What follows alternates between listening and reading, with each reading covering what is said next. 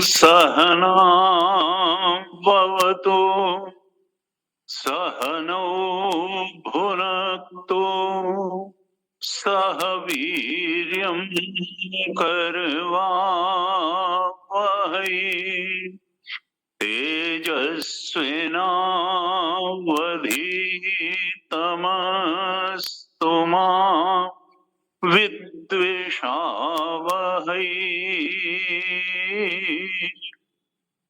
ओम शांति शांति शांति। सदाशिव समारंभाम् शंकराचार्यमध्यमाम् अस्मदाचार्यपर्यन्ताम् वन्दे गुरुपरम्पराम्।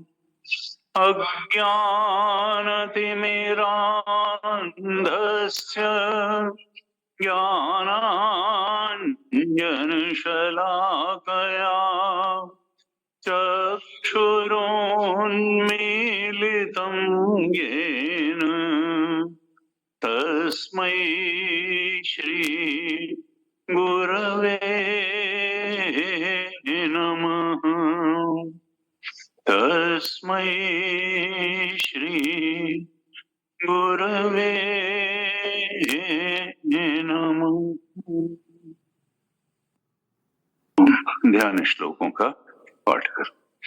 ओम पार्थाय प्रतिबोधितां भगवता नारायणेन स्वयं व्यासेन ग्रथितां पुराणमुनिना मध्ये महाभारतम् अद्वैतामृतवर्षिणीं भगवतीम् अष्टादशाध्यायिनीम् अम्ब त्वामनुसन्दधामि भगवद्गीते भवद्वेषिणीम्। नमोऽस्तु ते व्यासविशालबुद्धे फुल्लारविन्दायतपत्रनेत्र येन त्वया भारततैलपूर्णः प्रज्वालितो ज्ञानमयः प्रदीपः प्रपन्नपारिजाताय स्तोत्रवेत्रैकपाणये ज्ञानमुद्राय कृष्णाय गीतामृतदुहे नमः। सर्वोपनिषदो गावो दोग्धा गोपालनन्दनः पार्थो वत्सः सुधीर्भोक्ता दुग्धं गीतामृतं महत् वसुदेवसुतं देवं कंसचाणूरमर्दनम् देवकी परमानन्दम् कृष्णं वन्दे जगद्गुरुम् कृष्णं वन्दे जगद्गुरुम्।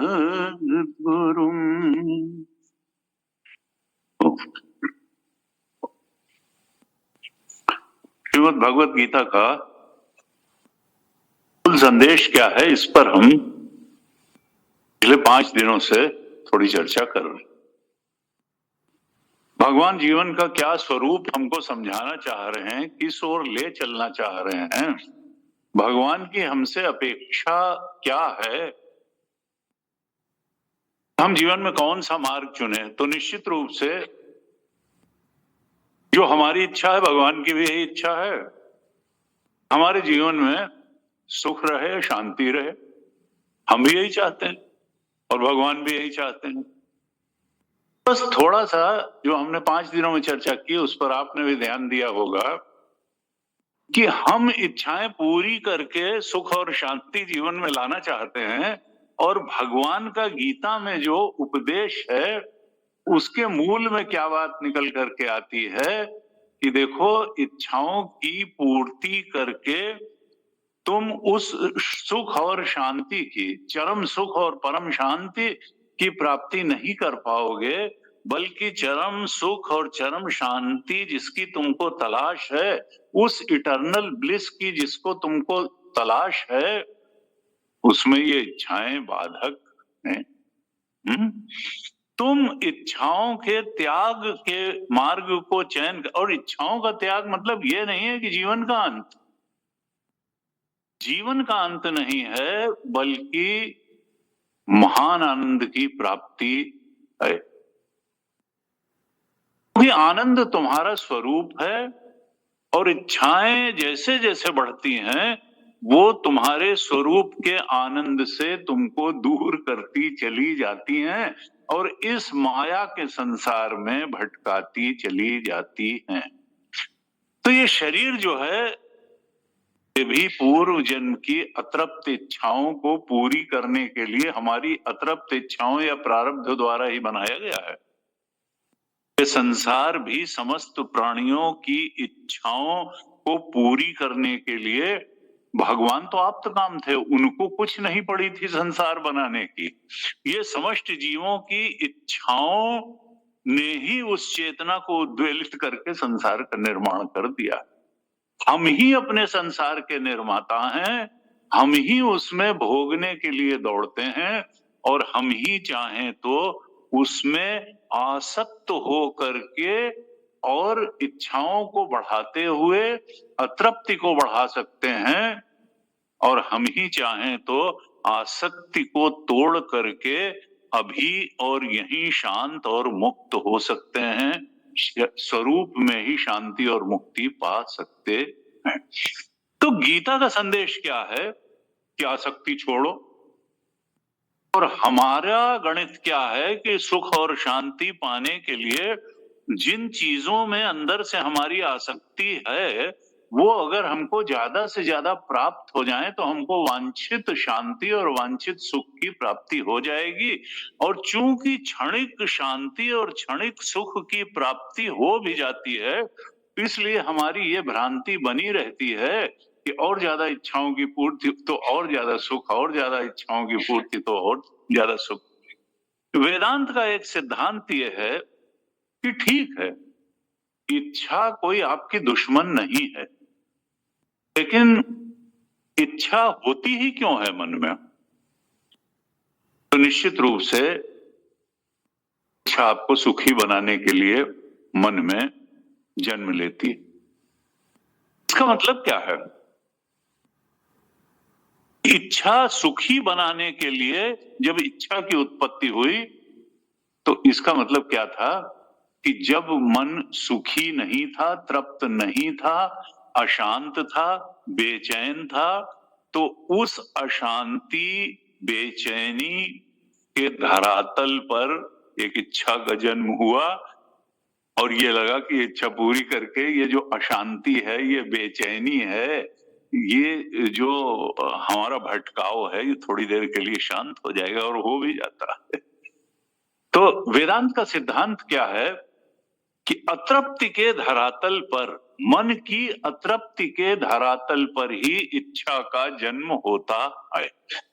अगर हम तृप्त हों कोई इच्छा नहीं उठेगी।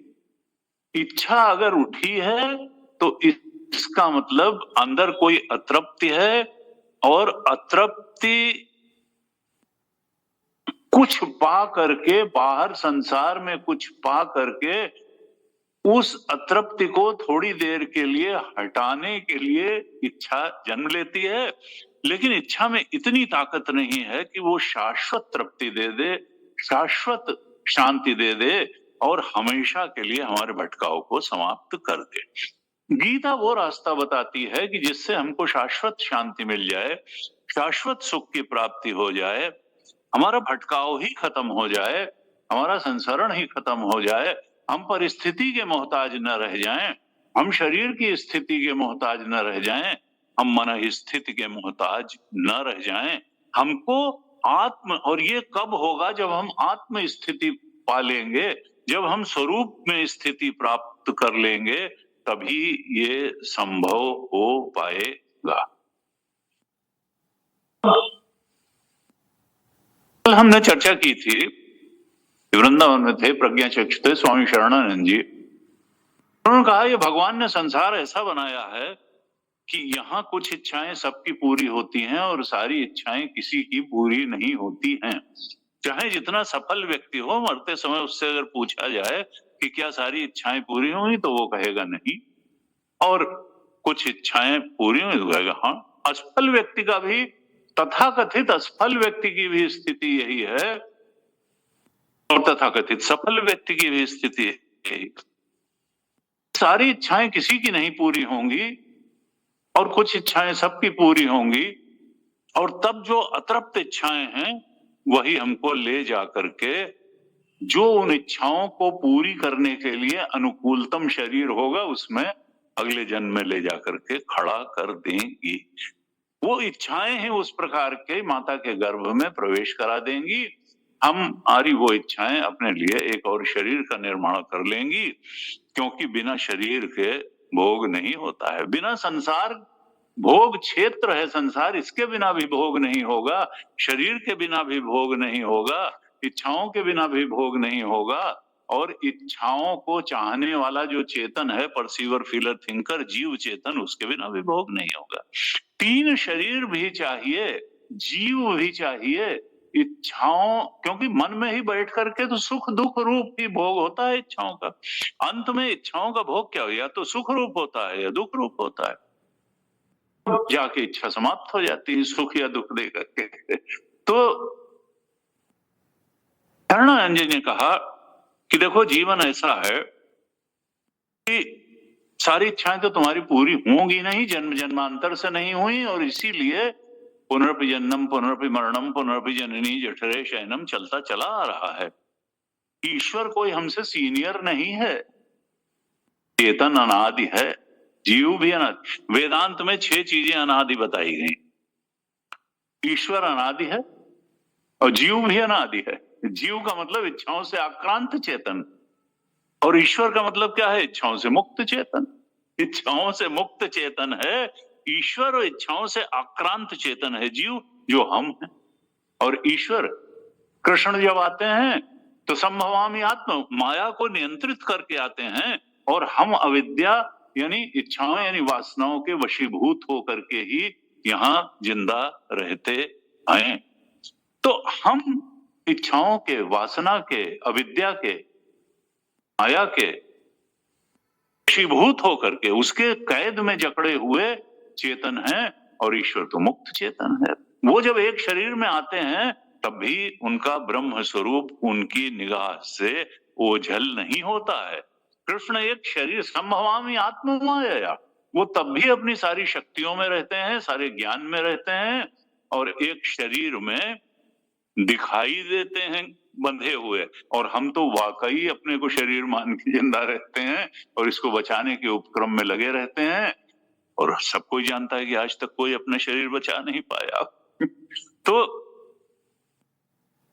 सारी इच्छाएं किसी की पूरी नहीं होती हैं। एक तरफ तो ये हम सबके जीवन का निष्कर्ष है, हम इस बात को समझ सकते हैं, और दूसरी तरफ वेदांत में कहा, तैत्तिरीय उपनिषद में ब्रह्मानंद वल्ली का जो पहला ही मंत्र है, उसने कहा ब्रह्म का स्वरूप, परम सत्य का स्वरूप, और हमारा भी स्वरूप जगत जो परम सत्य है वो तो एक ही है। इसीलिए कहते हैं कि मानवता को भारत के ऋषि का सबसे बड़ा कंट्रीब्यूशन वेदांत है, क्योंकि भगवान तक तो सारे धर्म पहुंचे।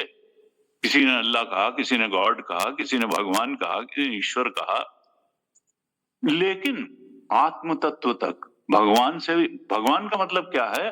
मायोपाधिक ब्रह्म, माया की उपाधि वाला ब्रह्म, माया के भी परे जो ईश्वर का शुद्ध स्वरूप है, निरुपाधिक जो सत्य है, निरुपाधिक चेतन है, उसको कहा गया कि वो ब्रह्म तत्व है। वो हमारा भी स्वरूप है, हमारा भी अधिष्ठान है, वो जगत का भी सच्चा स्वरूप है और वो ईश्वर का भी सच्चा स्वरूप है। लेकिन जब तक हम जीव रहेंगे, इच्छाओं से आक्रांत चेतन रहेंगे, तब तक हमको संसार की भी आवश्यकता रहेगी और हमको भगवान की भी आवश्यकता रहेगी। ये त्रैत चलता रहेगा, लेकिन वास्तव में ये त्रैत हमारे इल्यूजन के कारण है, डिल्यूजन के कारण है, हमारी भ्रम दृष्टि के कारण है। सत्य क्या है? ब्रह्म सत्यम जगन मिथ्या जीवो ब्रह्म ना परः। एक ब्रह्म ही सत्य है, वही हमारा सत्य भी है, वही जगत का सत्य भी है और वही ईश्वर का सत्य भी है। त्रैत तो जब तक जीव रहेगा तो त्रैत रहेगा, जगत की भी आवश्यकता होगी और फिर ईश्वर की भी आवश्यकता रहेगी, ईश्वर की कृपा की भी आवश्यकता रहेगी। जगत नियंता के रूप में, जगत रचयिता के रूप में, जगत को चलाने वाले के रूप में, जगत को प्रलयकर्ता के रूप में ईश्वर की आवश्यकता तो रहेगी, और भोग क्षेत्र के रूप में जगत की भी आवश्यकता रहेगी। भोग आयतन जहां बैठ करके हम भोग करें, उसके रूप में इस फिजिकल बॉडी की भी आवश्यकता रहेगी, और भोग साधन के रूप में मन बुद्धि की भी आवश्यकता रहेगी, जिस मन में हम सुख दुख का भोग करेंगे। लेकिन ये सब है क्या? ये अज्ञान की ही उपज है। परम सत्य क्या है? कल हमने चर्चा किया था पवन जी महाराज के पत्र की, जो उन्होंने गुरुदेव स्वामी चिन्मयानंद को संतर्पण में लिखा। उसमें उन्होंने कहा था कि momentary objects of unreal world, ये वर्ल्ड रियल नहीं है। क्योंकि हमको सुख दुख देने में समर्थ है, इसलिए हम कहते हैं ये सत्य है। हमारी बड़ी विचित्र विचित्र धारणाएं हैं। देखो भाई, संसार क्यों सत्य है? भाई तो सुख दुख देने में समर्थ है, इसलिए सत्य है। जो स्वप्न का संसार था, वहां क्या तुमको सुख दुख नहीं मिल रहा था? तो वो सत्य निकला क्या? जागने के बाद तो वो सत्य नहीं निकला। तो सपने में सुख दुख नहीं हो, तो ये तो कोई परिभाषा ना हुई कि क्योंकि सुख दुख देने में समर्थ है इसलिए ये सत्य है।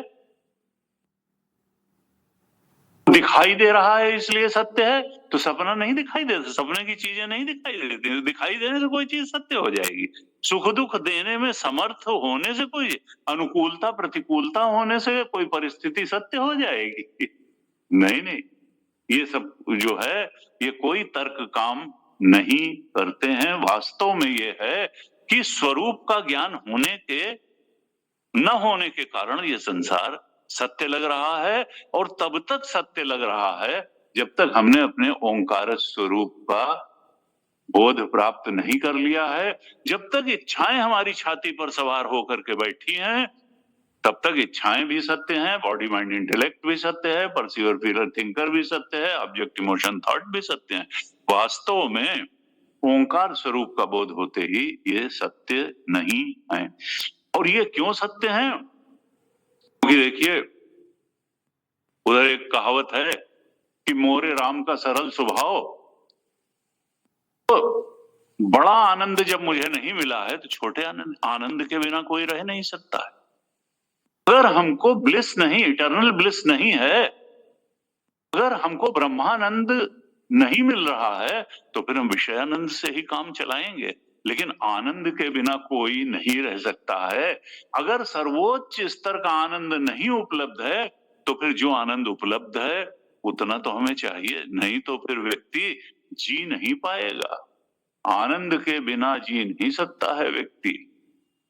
आनंद की दौड़ है और गीता भी चाहती है कि हमको आनंद मिले, लेकिन गीता का प्रतिपादित मार्ग क्या है कि आसक्ति त्याग करके, अनात्म से आसक्ति त्याग करके तुम सर्वोच्च आनंद के बोध में शाश्वत रूप से प्रतिष्ठित हो जाओगे। और अगर अनात्म की आसक्ति में ही पड़े रहोगे तो छोटे छोटे क्षणिक सुखों के आनंद से ही तुमको काम चलाना पड़ेगा। और ये आनंद की दौड़ बनी ही रहेगी, बनी ही रहेगी, बनी ही रहेगी, जन्म पर जन्म होते रहेंगे। लेकिन जिस आनंद की तुमको तलाश है वो आनंद मिलेगा नहीं अगर तुम बाहर संसार में ही उस आनंद को ढूंढते रहोगे। तो गीता कहती है आनंद से तो ठीक है आनंद पाना, लेकिन आसक्ति रहते हुए अनात्म में, और वी से लेके ओईटी तक सब अनात्म है, केवल ओंकार ही आत्मा है, ब्रह्म सत्यम ही आत्मा है, ब्रह्म तत्व ही आत्मा है। और उसको जानना होगा, पहचानना होगा, स्वीकारना होगा, अनुभव करना होगा, उसमें जागना होगा। अब हम कहेंगे कि हम तो जागे हुए जागे हुए हैं और क्या जागे हैं, जैसा कि मांडूक्य उपनिषद में आता है, तुम जागे नहीं हो, तुम टेम्पटेशन और फियर में जागे हुए हो, तुम इस भ्रमपूर्ण संसार को सत्य मानने में जागे हुए, तुम इस कुछ काल के मिले हुए स्थूल शरीर को सत्य मानने में जागे हुए हो। ये जागना नहीं। सपने में भी तुमको यही लगता है कि तुम जागे हुए हो। वहां पर गुरुजी कहते थे कि भाई देखो सपने में बहुत परेशानियां होती हैं और कुछ आनंद भी होते हैं। सपने में व्यक्ति उसी तरीके से सुख पाता है, उन्हीं बातों में सुख पाता है। स्वजनों का विछोह सपने में भी दुख देता है और स्वजनों से मिलन सपने में भी सुख देता है। सपने में किसी संत का दर्शन हो जाए तो बड़ी सुखद अनुभूति होती है, और जागने के बाद तक कुछ देर, सपने में कोई बहुत डरावना दृश्य दिख जाए तो व्यक्ति की चीख जागृत में भी लोग हिलाते हैं कि अरे भाई जागो, ये क्या है। और फिर जागने के बाद भी कुछ देर तक सिहरन महसूस होती है, लगता है क्या था, वो ठीक था कि ये ठीक था क्या था, है? जनक का दृष्टांत आता है, सपना देखा और कहा कि सपने में जो है जंगली सुअर का पीछा करते करते जंगल में चले गए, सब संगी साथी भी चले गए अकेले, और फिर सुअर तो कहीं निकल गया और ये भूख प्यास से तड़प गए बिल्कुल, कहीं कुछ नहीं, बियाबान, न जल, न कुछ, न भोजन। बड़ा ही मुश्किल से कुछ जंगली दाने जो है जुटाए और उनको जो है कहीं से कुछ भूना और एक पत्तल पे रख के जब तक खाने जा रहे थे तब तक उधर से एक सांड आया दौड़ता हुआ और अपने खुर से उसको भी बिखेरता हुआ और चला गया। और उसी भूख प्यास क्रोध क्षोभ थकान परेशानी में उनकी नींद खुल गई। कई बार कहते हैं कि सपने में आदमी अपनी मृत्यु नहीं देखता, नहीं सारा रहस्य ही खुल जाए, मृत्यु को ठीक पहले नींद खुल जाती है, बहुत परेशानी आती है, बहुत परेशानी आती है। इसी तरह से कहते हैं यहाँ के भी पहले जब होता है तो प्रकृति सुला देती है, एकदम से at the time of death आप कुछ जान नहीं पाते हैं कि हो क्या रहा है तो सपने में भी जो है अचानक उनकी जब नींद खुल गई और उन्होंने देखा महल में पड़े है, सब चीज है, और उन्होंने कहा भाई ये है क्या? कुछ देर पहले तक वही सत्य लग रहा था और इस समय यही सत्य लग रहा है। वो सत्य था या ये सत्य है क्या? क्योंकि उस समय वो उतना ही सत्य लग रहा था जितना इस समय ये हमारे महल का कमरा और पलंग और बढ़िया जो है इतर की खुशबुएं और सब, कोई खाने की कमी नहीं है, ये है क्या मामला? और फिर कहते हैं कि उन्होंने अगले दिन बुलाया और अष्टावक्र ने उनसे कहा कि महाराज ये बताओ सपने में क्या था? सपने में सपने की परिस्थितियां थी, सपने का सुख दुख था, और सपने का सुख दुख अनुभव करने वाले तुम थे। जागृत में क्या है? जागृत की परिस्थितियां हैं, जागृत के सुख दुख हैं, और जागृत के सुख दुख अनुभव करने वाले तुम हो। और वेदांत का एक सिद्धांत है कि त्रिकालेति तिष्ठति इति सत्यम। जो तीनों कालों में रहता है सत्य वही है। जो कुछ काल के लिए दिखाई देता है या अनुभव में आता है वो सत्य नहीं है। और इसी आधार पर उन्होंने कहा देखो, सपने की परिस्थितियां थी, सपने के सुख दुख थे और उनको भोगने वाले तुम थे। जागृत में सपने की परिस्थितियां नहीं रह गई, सपने के सुख दुख नहीं रह गए, जागृत की परिस्थितियां अलग हो गई, जागृत के सुख दुख अलग हो गए, लेकिन उनको भोगने वाले तुम वही रहे जो सपने का सुख दुख और परिस्थितियां भोगने वाले थे। जागृत का भी सुख दुख परिस्थितियां भोगने वाले तुम ही हो। डीप स्लीप में भी जो सुख से सोया वो तुम ही थे। और जब ये त्रयित तीनों अवस्थाओं का इल्यूजन तुमको क्लियर हो जाएगा तो अपने ब्रह्म स्वरूप के बोध में स्थित होने वाले भी तुम ही होगे। ये जो आनी जाने वाली चीजें हैं, वो चाहे सुषुप्ति अवस्था हो, चाहे स्वप्न की अवस्था हो, उसकी परिस्थितियां हो, उसके सुख दुख हो, जागृत अवस्था हो, उसकी परिस्थितियां, ये कुछ सत्य नहीं है क्योंकि ये तीनों कालों में रहती नहीं है। जागृत अवस्था को हटा करके स्वप्न अवस्था आती है, स्वप्न अवस्था को हटा करके जागृत अवस्था आती है। तुम तीनों में रहते हो, न स्वप्न सत्य है, न जागृत सत्य है, न सुषुप्ति सत्य है, तुम सत्य हो, तुम्हारी चेतना सत्य है।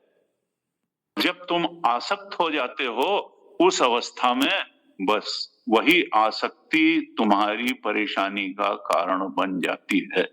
जैसे जैसे तुम इन अवस्थाओं का मिथ्यात्व जान करके विवेक पूर्वक इनसे आसक्ति छोड़ने का संकल्प कर लोगे विवेक पूर्वक और आसक्ति कम करते चले जाओगे, वैसे वैसे तुम मुक्त होते चले जाओगे। और जिस दिन तुम इनके मिथ्यात्व को 100% समझ लोगे और अपनी ये जान लोगे कि ये जो जानी जाने वाली चीजें थी सत्य नहीं थी, जानने वाला चेतन, और जानने वाला चेतन है, जानी जाने वाली चीजें जड़ हैं, ये चेतन ही सत्य है। और यही तुम 100% चेतन हो, तुम जड़ नहीं हो। जड़ को तुमने जबरदस्ती अपने सीने पर चढ़ा रखा है। जिस दिन तुम अपने को 100% चेतन और 0% जड़ जान लोगे, जड़ इल्यूसिव है, काम चलाऊ चीज, व्यवहारिक सत्ता कह सकते हो या प्रातीतिक सत्ता कह सकते हो, एब्सोल्यूट रियलिटी तो चेतन है और वही चेतन तुम हो। जिस दिन तुम इस चीज को जान लोगे उस दिन तुम अभी और यहीं मुक्त हो जाओगे। मुक्त ही नहीं हो जाओगे, अनंत, क्योंकि वो जो चेतन है वो चेतन स्वरूप है, कॉन्शियसनेस ऑफ समथिंग नहीं है, नॉलेज ऑफ समथिंग नहीं है, नॉलेज इटसेल्फ है। और वही अनंत आनंद भी है, वही अनंत सत्य है, वही अनंत आनंद है, और वही अनंत ज्ञान और अनंत चेतन है। तो तैत्तिरीय उपनिषद में कहा, पहले मंत्र में ही ब्रह्मानंद वल्ली के सत्यम ज्ञानम अनंतम ब्रह्म, ब्रह्म की परिभाषा वहां पर दिया कि वो क्या है, सत्स्वरूप है, सत्यम है, ज्ञानम है, ज्ञान स्वरूप है, और अनंत है। देखिए दो अनंत नहीं होते हैं। इसका मतलब क्या है? उपनिषद सत्य क्या है कि सत्य एक ही है, उसी को ब्रह्म नाम दिया। वही सत्य है और वही ज्ञान स्वरूप है, वही सत्स्वरूप है और वो अनंत है। इसका मतलब जड़ की कोई वास्तविक सत्ता नहीं है। हिंदुस्तान का संसार को यही कंट्रीब्यूशन है कि ईश्वर के ऊपर जाके, भगवान के ऊपर जाके अद्वैत तत्व, ब्रह्म तत्व का संदेश इसने मानवता को दिया कि देखो ये जो अद्वैत तत्व है, जो सच्चिदानंद है या सत्यम ज्ञानम अनंतम ब्रह्म है, इसको जाने बिना, पहचाने बिना, पाए बिना, अनुभव किए बिना तुम उस बात को नहीं पा सकते जिसकी तुमको जन्म जन्मांतर से तलाश है। इसको पाना ही सेल्फ रिकॉग्निशन है, इस बोध को पा लेना ही सेल्फ रियलाइजेशन है, और इस बोध को पा लेना ही मुक्ति है, इस बोध को पा लेना ही आत्मज्ञान है, और इस बोध को पा लेना ही ब्रह्म ज्ञान है, स्वरूपावस्थान है, परम और चरम लक्ष्य है। और मनुष्य में ही ये हो सकता है, क्योंकि विवेक शक्ति मनुष्य के ही पास है और किसी प्राणी के पास नहीं है। गीता इसी लक्ष्य को बताती है और इसके लिए कहती है कि क्या करो, आसक्ति का त्याग करो, जाग जाओ। ये मत मान लो कि तुम जागे हुए हो, तुम अभी सो ही रहे हो। नहीं, वो तो बहुत ज्ञानी है। अरे आप वो बहुत ज्ञानी है, और समझिए वो जो है करीब करीब मुक्त ही है। अखंडा जी महाराज कहते थे कि करीब करीब ज्ञानी नहीं होता है, या तो ज्ञानी होता है या ज्ञानी नहीं होता है। ये करीब करीब जागा हुआ नहीं होता है कि उन्होंने थोड़ा सपना भी देख रहे हैं तो थोड़ा जाग भी नहीं, इसका मतलब वो सपना ही देख रहे हैं, वो कोई जागे वागे नहीं है। तो वो जो है करीब करीब ज्ञानी नहीं होता है, करीब करीब मुक्त नहीं होता है, करीब करीब जागा नहीं होता है, या तो पूरा जागा होता है, वह पूरा ज्ञानी होता है, और या जो है पूरा मुक्त होता है। तो हमको पूरा, यानी अगर हमारी थोड़ी सी भी आसक्ति बची हुई है, इसका मतलब अभी हम जागे नहीं हैं और हमको जागने की जरूरत है। तुलसीदास जी ने भी कहा, जानिए तब ही जीव जग जागा, जब सब विषय विलास विरागा। और यहाँ गीता में दूसरे अध्याय के 69 श्लोक में कहा भगवान ने, देखिए दूसरा अध्याय करीब करीब ज्येष्ठ है पूरी गीता के संदेश का, और वहां 269 में, दूसरे अध्याय के 69 श्लोक में कहा, या निशा सर्वभूतानां यस्याम जागृति संयमी यस्याम जागृति भूतानि सा निशा पश्यतो मुने। कहा देख अर्जुन, ये जो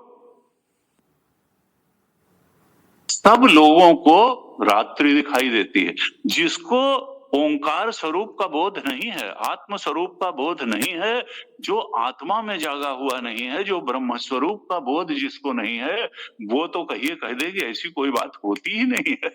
ये कृष्ण ने ऐसी गप लगा दी भाई कि जो है हद ही कर दी। बड़े बड़े गप्पी देखे थे, लेकिन ऐसा जो है गप जो है, वो भी युद्ध भूमि में, वहां तो तीर तलवार चलने की बात है, मरने वारने का, और ये वहां आत्मज्ञान माचने लगे। लेकिन नहीं भाई, कृष्ण कृष्ण है, हम हैं। श्रद्धावान लभते ज्ञानम तत्पर। अगर हम श्रद्धा करके उनके वचनों दिखाए मार्ग पे चलेंगे तो हम भी पहुंच जाएंगे।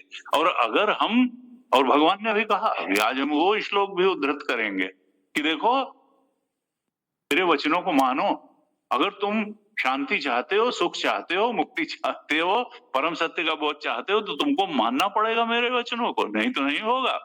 तो यहाँ कहा, या निशा सर्वभूतानां, ये जो ओंकार स्वरूप का बोध है, ये साधारण मनुष्यों के लिए, जिन्होंने गुरु की शरण नहीं प्राप्त की, शास्त्र की शरण नहीं प्राप्त की, साधना करी नहीं, उनके लिए तो फिर ये आत्मलोक रात्रि की तरह है। वो कहेंगे यहाँ कुछ है ही नहीं, हो तो अंधेरा है। कई लोगों से कहिए जो लोग ध्यान नहीं करते हैं, कि मैंने शुरू में ध्यान शुरू किया तो ये हुआ कि भाई वो जो है आंख बंद करो और अपनी वृत्तियों को देखो, विचारों को देखो, तो जो ध्यान नहीं करते उनको विचार नहीं दिखाई देते हैं। जो ध्यान करने लगते हैं उनको तो बिल्कुल एक एक क्रिस्टल क्लियर दिखाई देता है कि देखो ये विचार उठा और इस विचार का विषय ये है, ये विचार इतनी देर तक रहा और देखो ये विचार जो है अब चला गया, अब नया विचार उठ करके आया, इस विचार का विषय ये है, ये विचार इतनी देर रहा और फिर ये विचार जो है वो चला गया।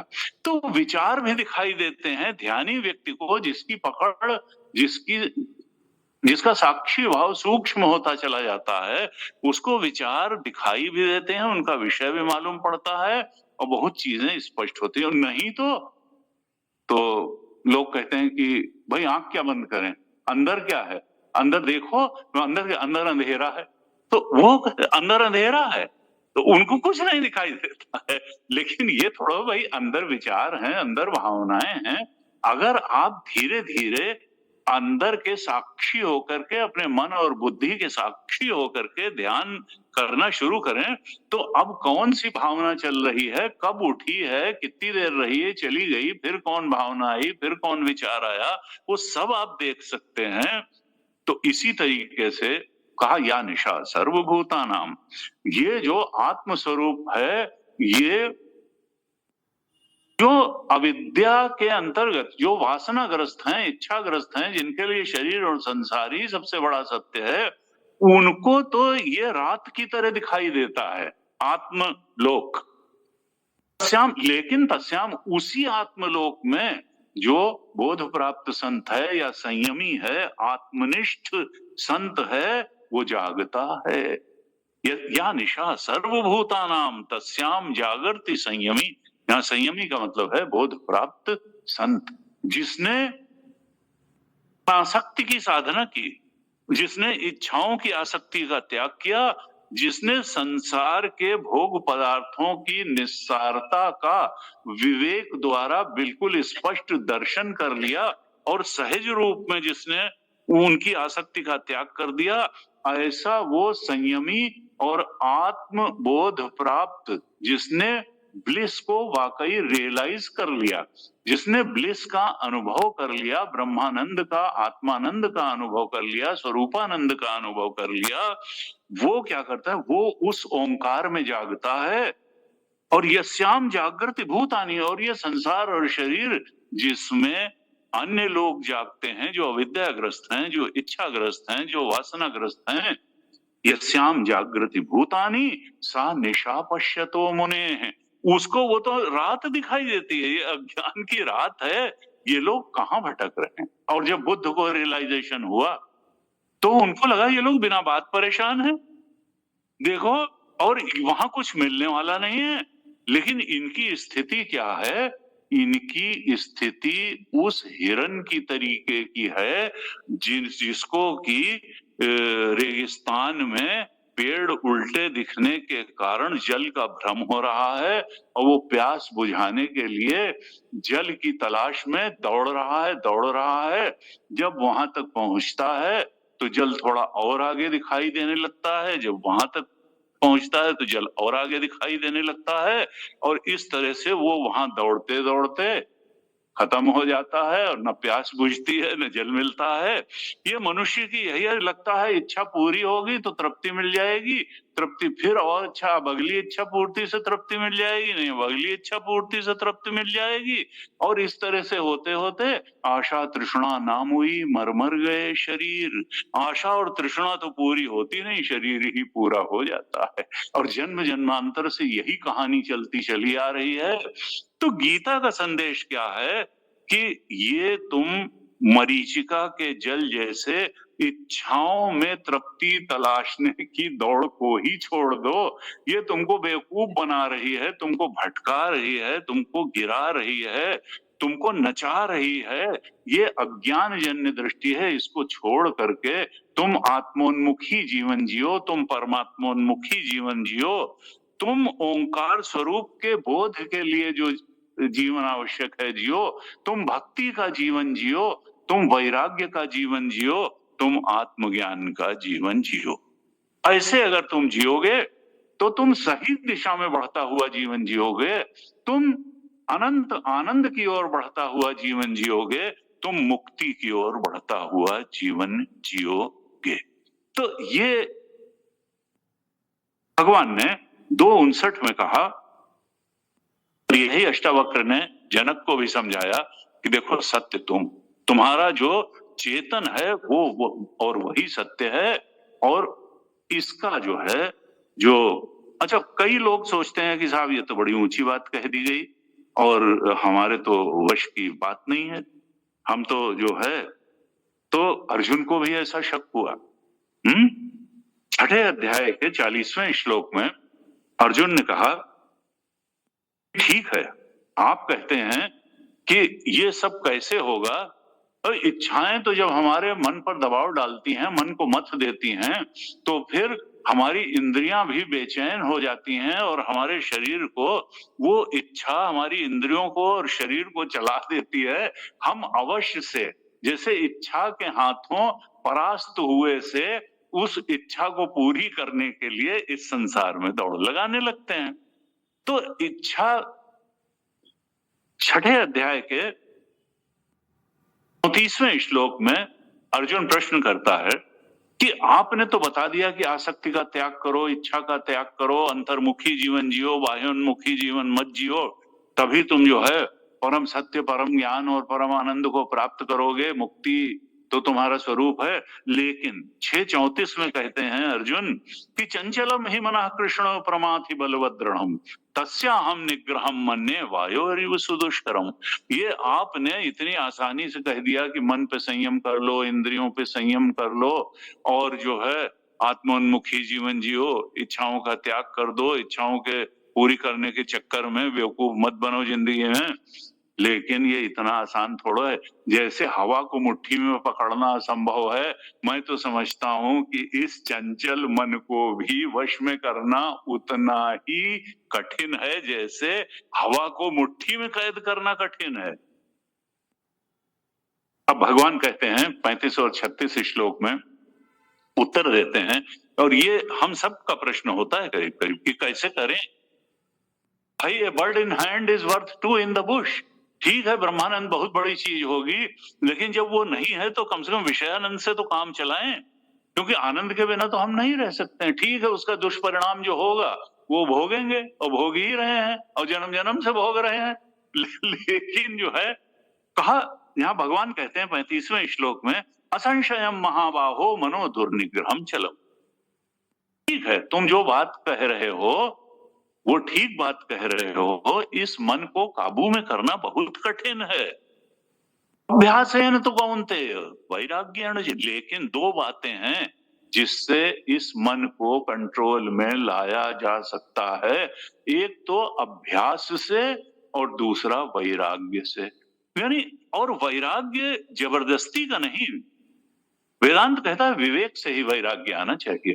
तुम बार बार उसके, और शंकराचार्य भगवान ने जब भाष्य लिखा है गीता में तो बार बार कहा कि पेनिट्रेटिंग इनसाइट रखो, तुम जो है क्या करो कि प्रतिपक्ष भावना करो, उसके नेगेटिव एस्पेक्ट्स पे बार बार विचार करो कि भाई जिस चीज को ये प्रॉमिस करता है संसार वो दे भी पाता है या कितना दे पाता है। लगता है जैसे सब दुख ही मिटा देगा ये सुख आ करके, लेकिन होता क्या है कि जैसे मवाद किसी के ओड़े में जमा हो और उसको दबा के निकाल दिया जाए तो वो थोड़ा सा रिलीफ मिलती है। संसार के सुख भी ऐसे ही हैं कि मन के मवाद को जैसे थोड़ी देर से के लिए निकाल के मन के तनाव को बाहर कर देते हैं और हम कहते हैं बस यही तो सुख है। ये कोई पॉजिटिव सुख नहीं है, ये दुख की निवृत्ति को ही हमने सुख मान लिया है। मन टेंस्ड था और थोड़ी देर के लिए हमने कहा पिक्चर देखा है, तो वो जो जिस कारण से हम दुखी थे वो थोड़ा पीछे चली गई और उस एक इल्यूसिव वर्ल्ड में जा करके हमने थोड़ा सा वो कर दिया और फिर कहा भाई वो जो है अब इंटरवल में कॉफी पी लेते हैं, उन्होंने हम आइसक्रीम खा लेते हैं। तो फिर ये इस तरीके से डाइवर्जन है, ये कोई बहुत पॉजिटिव सुख नहीं है। जीवन की असली समस्या क्या है? आत्मस्वरूप का अज्ञान, वो जहां की तहां खड़ी रहेगी और वो समस्या जब तक नहीं हटेगी हमको शाश्वत सुख और शाश्वत शांति की प्राप्ति नहीं होगी। उसके लिए भगवान कहते हैं अभ्यासेन तु कौन्तेय वैराग्येण च गृह्यते। तुम अभ्यास करो, यानी जो जो आत्मबोध के लायक चीजें हैं, उन सबको अपने जीवन में अपनाओ। भक्ति से अगर उधर बढ़ा जा सकता है तो जीवन में भक्ति लाओ। अगर जीवन में ज्ञान से, आत्मज्ञान से, सत्संग से उधर बढ़ा जा सकता है तो सत्संग करो। अगर स्वाध्याय से उधर बढ़ा जा सकता है तो स्वाध्याय करो। बहुत चिंता मत करो। चिंता सांपी ने को नहीं खाया, को जग जाहि न व्यापी माया, तुलसीदास जी ने कहा। ये चिंता विंता मत करो, तुम्हारी चिंता करने से कुछ नहीं हो रहा है। संसार को चलाने वाला कोई और है, उसी ने तुमको पैदा किया है, उसी ने जवान किया, उसी ने बुढ़ा किया, वही जर्जरावस्था में वही मार देगा। तुम्हारे किए कुछ होता नहीं है। तुम जबरदस्ती पहलवान बन करके जो है अपने को बहुत तमगे दिए पड़े रहते हो। इस पूरी दुनिया को चलाने वाले कोई और है, और तुम उसकी शरण में रहते हुए अगर साधना करोगे तो वो तुम्हारे को भी तुमसे ज्यादा अच्छा चला देगा। तुम अपनी बुद्धि घुसेड़ करके कई बार सब चौपट ही करते हो। वो उसको चलाने दो, वो दुनिया को इतना अच्छा चला रहा है। तुम तो अपने शरीर को भी नहीं, हमने चर्चा करी, उसने खाली इतना तुम्हारे ऊपर कि कुछ कमा लो, कुछ खा लो।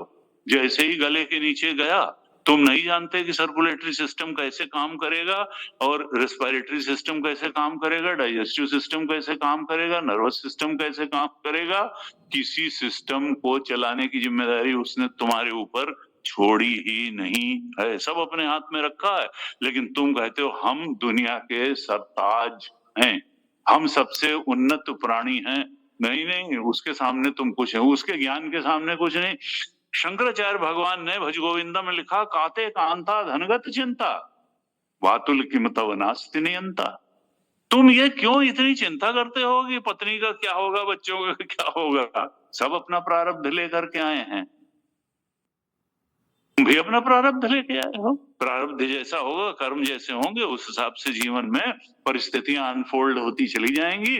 और भगवान की शरण में रह करके अगर भगवान के बताए हुए वचनों के अनुसार जीवन जियोगे तो भगवान परिस्थितियों को सहने की सामर्थ्य भी दे देंगे, और परिस्थितियों के प्रभाव को अगर विपरीत हैं तो हल्का भी कर देंगे। भगवान की कृपा से बहुत कुछ हो सकता है। कहा, काते कांता धनगत चिंता, तुम चिंता बहुत मत करो, न परिवार की न धन की। तुम सबसे अच्छा अपना काम करोगे तो उसका परिणाम तो आएगा ही। काते कांता धनगत चिंता, वातुल किमतव नास। तुम पागल हुए हो क्या?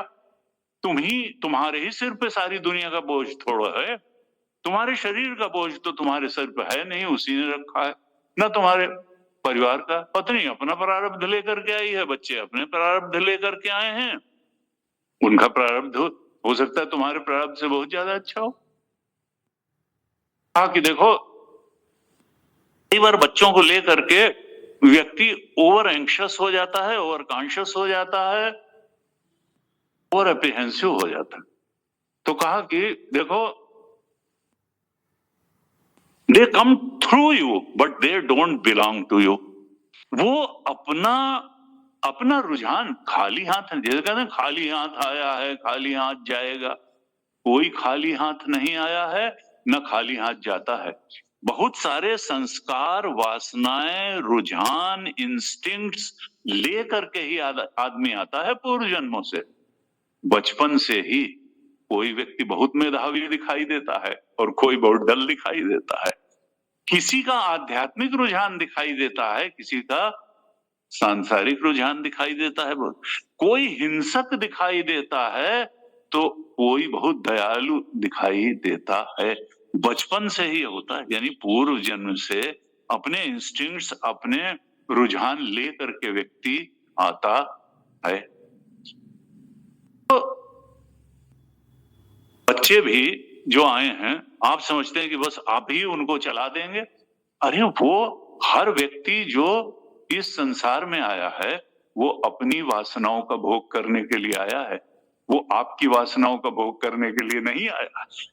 वो जो है, तो आपका बच्चा भी जब तक आपके दबाव में है, जब तक आपके कंट्रोल में है, जब तक तब तक आप उसको चाहे जितना नियंत्रित है। जिस दिन आपके ट्रैप से वो बाहर निकलेगा, वो अपनी वासनाओं का भोग करेगा, वो आपकी वासनाओं का भोग नहीं करेगा। क्योंकि आपने भी, हर प्राणी की यही है, वो अपनी वासनाओं का भोग करने के लिए इस देह में आया है, वो दूसरे की वासनाओं का। हाँ, जब वासनाएं एक जैसी मैच करती हैं तो उन्होंने कहा कि भी ठीक है, संगत जो है, संगति, तुम भी, तुम्हारी भी वासनाएं, तो आओ दोनों मिल करके आनंद मनाते हैं। लेकिन जहां थोड़ा सा वासनाएं अलग अलग हुई, जिसका चेहरा देखे बिना चैन नहीं था, उसका चेहरा 2 मिनट देखना आफत हो जाती है। तो ये जो है, तो ये क्या है कि बड़ी बड़ी जो है, ये सब वासनाओं का ही खेल है। और असल में इसी वासना की गुलामी से गीता कहती है कि मुक्त हो जाओ। वासना की गुलामी से मुक्त हो जाओ। भगवान ने कहा 2 चीजें रखो, अभ्यासेन तु कौन्तेय वैराग्येण च घरते। तुम आत्मबोध की तरफ बढ़ाने वाली जो बातें हैं उनका अभ्यास करो जीवन में, और उसमें सबसे बढ़कर के सत्संग है। और चिंता मत करो। काते कांता धनगत चिंता वातुल किमतवनास्यंता। त्रिजगति सज्जन संगति रेखा भवति भवार्णो तरणे नौका भज गोविंदम गोविंदम भज। ये जो है, चिंता मत करो बहुत। दुनिया चल रही है, चलती रहेगी, तुम हो तो भी चल रही, नहीं रहोगे तो भी चलेगी, हो सकता है तुम्हारे न रहने पे और अच्छी चले। तो जो है, लोग सोचते थे जब इंदिरा गांधी थी, अरे भाई इंदिरा गांधी नहीं रहेगी तो देश कैसे चलेगा, देश चल रहा है। अब लोग सोचते हैं मोदी जी नहीं रहेंगे तो अरे भाई ये भारत माता है, कोई कोई जो है चलाता रहेगा, निकलता रहेगा। ये तो विकासमान है, पूरा संसार विकासमान है। तो ऐसा कुछ नहीं है, हम तो अपना बेस्ट रोल प्ले करें, अपने लिए भी, समाज के लिए भी, परिवार के लिए भी, और सबके लिए। रहित सरिस धर्म नहीं भाई, और पर पीड़ा सम नहीं अधमाई। दूसरे को पीड़ा देने के समान धर्म नहीं है, और दूसरे की हित करने के समान धर्म नहीं है। सत्संग से बढ़ करके आत्मबोध की तरफ बढ़ने का साधन ही, सत्संग न मिले तो स्वाध्याय करें, चिंतन मनन करें। तो भगवान ने 2 चीजें बताई कि अभ्यासेन तु कौन्तेय वैराग्येण च गृह्यते। और 36वें श्लोक में कहा असंयत आत्मना योगो दुष्प्राप इति मे मति। देखो जो योग मैं इसमें बता रहा हूं, इच्छाओं से आसक्ति त्याग का, भोगों से आसक्ति त्याग का, इंद्रिय संयम का, मन संयम का।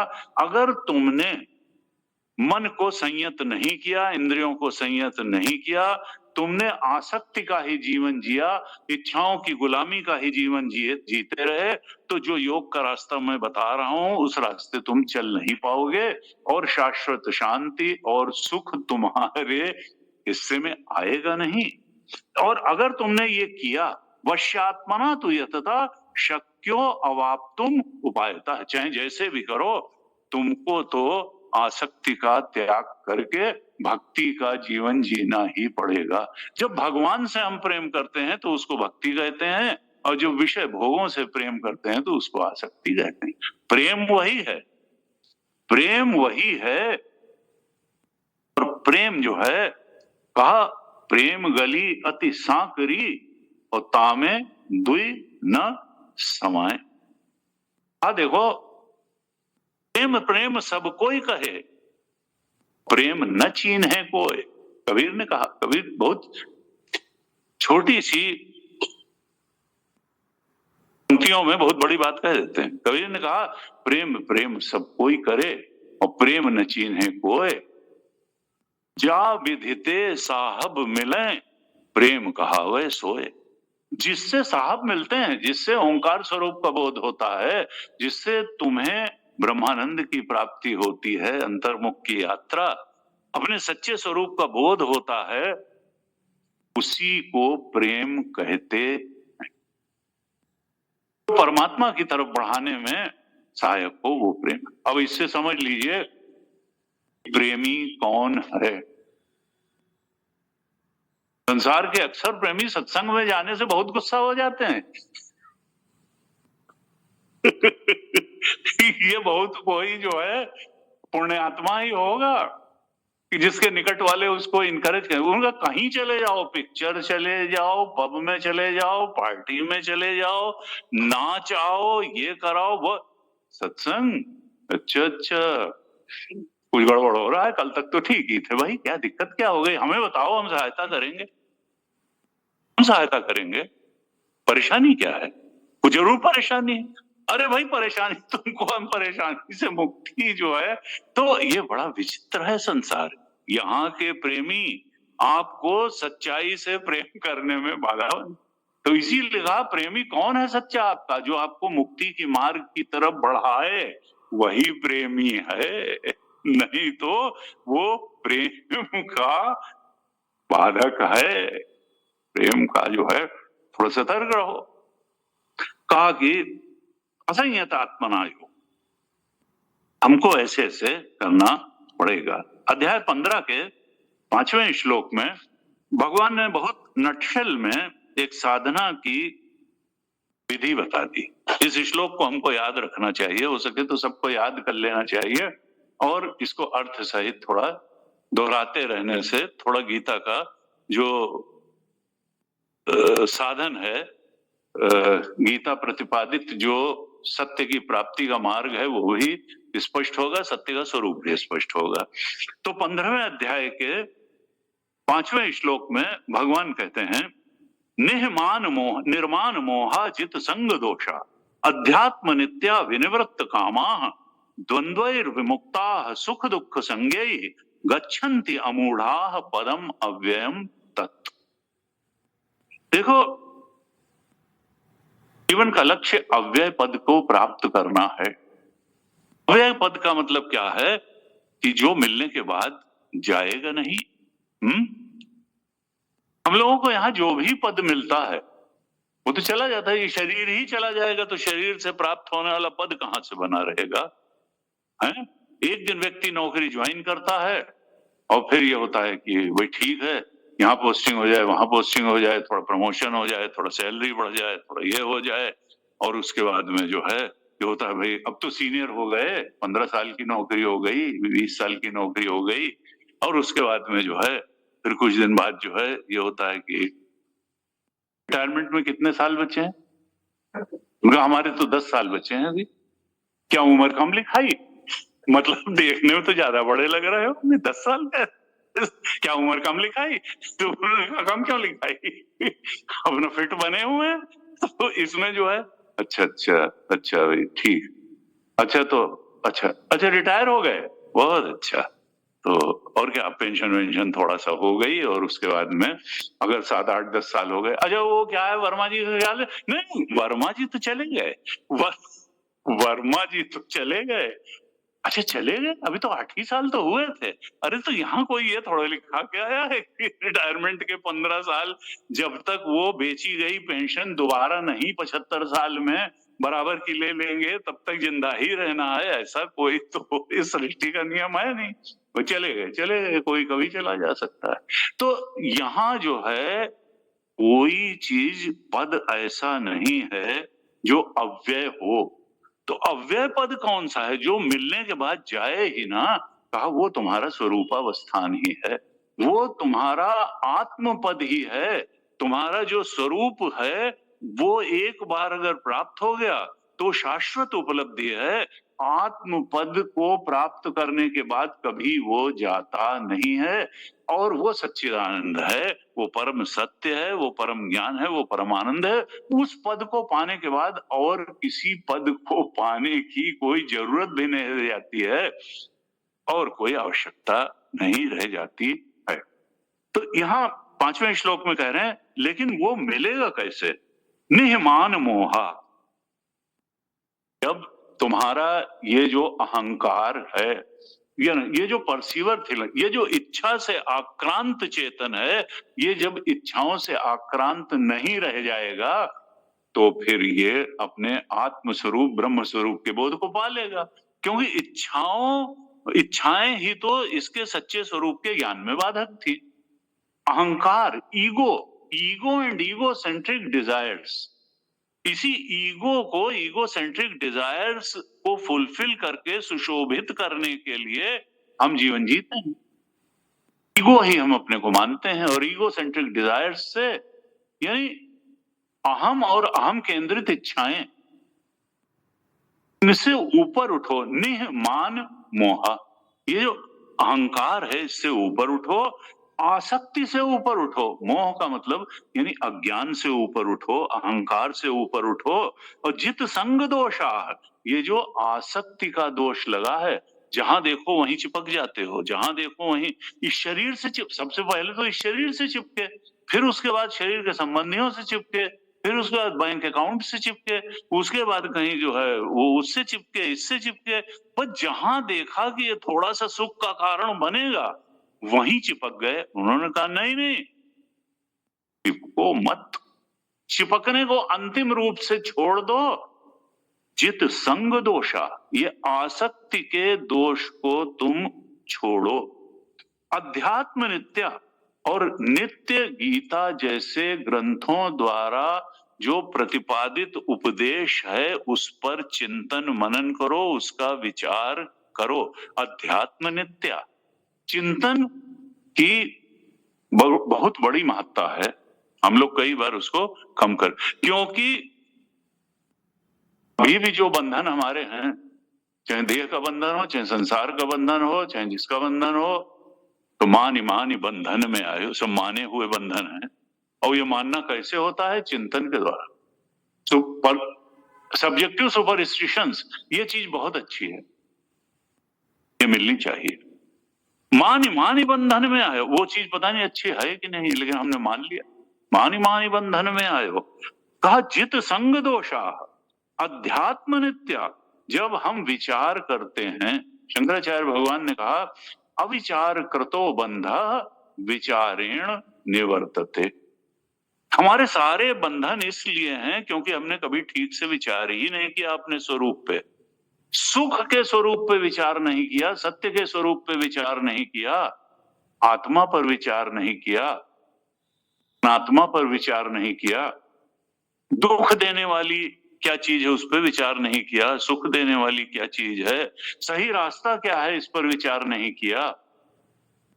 अगर हम विचार अविचार कृतो बंधा विचारें, अगर विचार कर लें तो अभी और यही बंधन से मुक्त हो सकते हैं। एक और जो है कहा उन्होंने, विचारा भाव जीवन, ये अज्ञान का जीवन क्या है? विचार का अभाव। जब तक विचार नहीं करेंगे अज्ञान से मुक्ति नहीं होगी। अध्यात्म नित्य, नित्य अध्यात्म का विचार करें, अपने स्वरूप के बारे में विचार करें, आत्मा के बारे में विचार करें, आत्म सत्य के बारे में विचार करें। और विनिवृत्त कामा, सारी कामनाओं से अच्छी, मतलब संसार के, ये नहीं कि भगवत प्राप्ति की कामना। कुछ लोग ये इस तरीके से कुतर्क भी करते हैं, desire to be desireless is also a desire, है? गीता डिजायरलेसनेस को कहती है। तो desire to be desireless is also a, नहीं, तो भगवत प्राप्ति की कामना तो रखनी ही है, भगवत प्राप्ति की, आत्मबोध की कामना तो रखनी है, स्वरूप बोध की कामना रखनी है, परम सुख, परम आनंद, परम सत्य को पाने की तो कामना रखनी है। हाँ, जो उसके विपरीत जो भ्रांति जन्य कामनाएं हैं, वासनाएं हैं, उनसे तो निवृत्त होना है। विनिवृत्त, अच्छी तरह से निवृत्त हो जाना है कामनाओं से। द्वंद्वैर विमुक्ता, देखिए ये जो द्वंद्वात्मक है, आत्मा में दुख नाम की कोई चीज नहीं है, संसार में दुख नाम की चीज है। ये जहां सुख दुख है, प्रिय अप्रिय है, लाभ हानि है, शीतोष्ण है, तभी कहा सम दुख सुखम धीरम सो अमृतत्वाय कल्पते हैं। शीतोष्ण सुख दुखेशु तथा मानापमानयो, गीता में कहा कि शीत और उष्ण में समान रहो, सुख और दुख में समान रहो, मान और अपमान में समान। सुख और दुख शरीर के स्तर पर है, अरे सॉरी, शीत और उष्ण शरीर के स्तर पर है। शरीर के स्तर पर भी अनुकूल प्रतिकूल अगर परिस्थितियों में पड़ जाओ तो साम्य रखने की प्रयास करो। सुख दुख मन के स्तर पर होता है, मन के स्तर पर भी साम्य बनाए रखने की कोशिश करो। और मान अपमान बुद्धि के स्तर पर होता है, बुद्धि बताती है कि यहाँ पर तो बुद्धि के स्तर पर भी साम्य बनाए रखने की कोशिश, शरीर के स्तर पर भी समता, व्यवहार के स्तर पर भी समता, बाहर सुहरन मित्रार उदासीन मध्यस्थ द्वेष्य बंधुषु साधुष्व चपापेशु समबुद्धिर विशिष्यते। ये छठे अध्याय के ख्याल से 9वें या श्लोक में कहा। तो यहां पर कहा द्वंद्व, जितने भी द्वंद्व हैं उनसे मुक्त हो, यानी उसमें सम रहने की कोशिश करो। द्वंद्वैर विमुक्ता सुख दुख संगई, सुख दुख प्रिय अप्रिय नाम के जो द्वंद्व हैं संज्ञा वाले, उनसे मुक्त रहो, उनमें समभाव रखो। अगर तुम इतनी चीजें कर लोगे, क्या क्या बताया, निर्माण मोहा, जित संग दोषा, अध्यात्म नित्या, तीसरी चीज बताई, विनिवृत्त कामा, चौथी साधना बताई, द्वंद्वैर विमुक्ता सुख दुख संज्ञा, पांचवी साधना बताई। कहा ये 5 चीजें अगर तुम जीवन में कर लोगे तो गच्छन्ते, तुम्हारे अज्ञान का नाश हो जाएगा, मोह का नाश हो जाएगा। और मोह सकल अनृत कर मूला, तिनते पुनि उपजहि बहुसूला, कामवात कफ लोभ अपारा, क्रोध पित्त नित छाती जारा, और प्रीति करें जब तीनों भाई उपजय सन्निपात। ये काम त्रिविधा नरकस्येदम द्वारम नाशनम आत्मना, कामः क्रोधः तथा लोभः तस्माद् एतत्त्रयम् त्यजेत। 16वें अध्याय का ये 21वां श्लोक है। भगवान कहते हैं कि ये 3 जो है, ये तो कोई तुम्हारे बड़े मित्र नहीं है, काम क्रोध लोभ, ये तुमको फंसाए रखने के लिए हैं, अज्ञान की उपज हैं। त्रिविधा नरकस्य, ये नरक के द्वार हैं। त्रिविधा नरकस्य इदम द्वारम नाशन, और ये आत्मा के ऊपर आवरण बना देते हैं ये कामनाएं। ये और कामना पूरी होगी तो लोभ हो जाएगा, कामना नहीं पूरी होगी तो क्रोध पैदा होगा। मूल में तो काम ही है, कामनाएं ही हैं। ये गीता का संदेश है, ये कामनाएं तुम्हारी शत्रु हैं, इनको त्यागो। त्रिविधा नरकस्य इदम द्वारम नाशनम आत्मना, 16-21, काम क्रोध तथा लोभ तस्मात् एतत्त्रयम्, और अगर तुम त्यागने में सक्षम हो गए तो फिर 16-22 में कहा, एतैर विमुक्तः कौन्तेय तमो द्वारैस्त्रिभिर्नरः आचरति आत्मनः श्रेयो ततो याति पराम गतिम्। इन कामनाओं को त्यागने में, और कामना त्याग देंगे तो क्रोध लोभ भी त्याग हो ही जाएगा। अगर तुम समर्थ हो गए तो परम गति को प्राप्त हो जाओगे।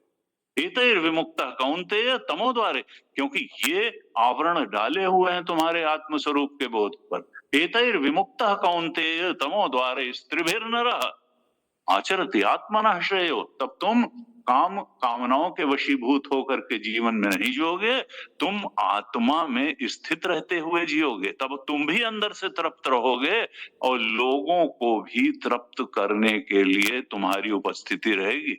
बुद्ध जब उन्होंने बोध प्राप्त कर लिया तो बांटने के लिए ही जिंदा रहे। गुरुदेव भी आत्मबोध पाने के बाद काम किया, और हम पाने के लिए काम करते हैं। उन्होंने आत्मबोध पाने के बाद संसार में बांटने के लिए, ज्ञान बांटने के लिए काम किया, और हम विषय भोगों को संग्रह, भोगों का संग्रह और भोग करके इकट्ठा करने के लिए काम करते हैं। तो ये काम में बहुत अंतर हो जाता है। ईश्वरीय कार्य ठीक है, बार बार गीता में कहा, ईश्वराय भृत्यवत, की इच्छाओं का गुलाम बन करके काम नहीं करना है, भगवान का नौकर बन करके भगवान की प्रसन्नता के लिए काम करना है। ये मुक्ति का रास्ता है। तो इस तरह से 5वें अध्याय के 5वें श्लोक में कहा, गच्छन्ति अमूढ़ा, अमूढ़ा यानी तुम्हारे अज्ञान का, मूढ़ता का नाश हो जाएगा, अमूढ़ हो जाओगे और अव्यय पद की प्राप्ति तुमको हो जाएगी। ऐसे सुख और शांति की, नैष्ठिकी शांति और अक्षय सुख की प्राप्ति हो जाएगी, जो उस स्थान से कभी तुम च्युत नहीं होगे। इसीलिए भगवान का एक नाम है अच्युत, क्योंकि वो अपने ज्ञान स्वरूप से च्युत नहीं होते, आनंद स्वरूप से नीचे नहीं आते, च्युत नहीं होते, सत स्वरूप से कभी च्युत नहीं होते। इसीलिए उनका एक नाम है अच्युत। वो जैसे के तैसे बने रहते। तो हमको भगवान के उपदेशों को बड़ी श्रद्धा पूर्वक उन पर जो है उनको धारण करना है। भगवान ने वार्न किया है तीसरे अध्याय के 31 और 32 श्लोक में भगवान ने क्या कहा है? तीसरे अध्याय के 31 श्लोक में कहा कि देखो, ये जो बातें मैं गीता में बता रहा हूं, जो मैंने अपना मत बताया है, ये में मतमिदम नित्यम अनुतिष्ठन्ति मानवाः। जो गीता में मेरे बताए गए उपदेश के अनुसार जीवन जीते हैं, मेरे मत के अनुसार, मेरे उपदेश के अनुसार नित्यम अनुतिष्ठन्ति, यानी सदा चलते हैं। जो भी साधक मानवाः श्रद्धावंतो अनुसूयंतो, जो श्रद्धावान होकर के मेरे उपदेश को ग्रहण करते हैं और इसमें कोई दोष बुद्धि नहीं रखते हैं। अरे देखो, बता दिया, लेकिन हम बता दें भाई ये सब व्यवहारिक जीवन की बातें नहीं है, ये जो है ना, दोष नहीं देखते हैं, कर्मयोग के अनुसार आचरण करते हैं, मेरे मत में दोष नहीं देखते हैं, श्रद्धा रखते हैं। मुच्यन्ते तेपि कर्म भी, वो भी कर्म बंधन से छुटकारा पा जाते हैं, क्योंकि लोको अयम कर्म बंधना, ये कर्म बंधन ही है। और फिर 32वें श्लोक में कहा उल्टा, कि जो इसमें दोष दृष्टि रखते हैं उनका क्या हाल होता है। जो श्रद्धा रखते हैं और मेरे मत के अनुसार चलते हैं, वो तो मुक्त हो जाते हैं।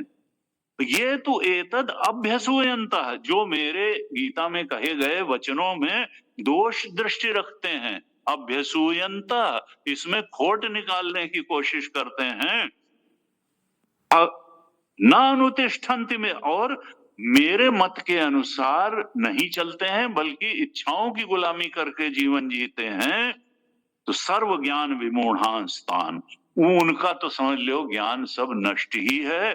उनको न लक्ष्य का बोध है, न मार्ग का बोध है, न जिंदगी की समझ है। वो मोह को प्राप्त हुए हैं, विशेष रूप से मूढ़ हैं, वो विमूढ़ा हैं। तान विद्धि नष्टान अचेतसा, अचेतसा वो अविवेकी हैं, और उनको तुम नष्ट हुआ ही जानो।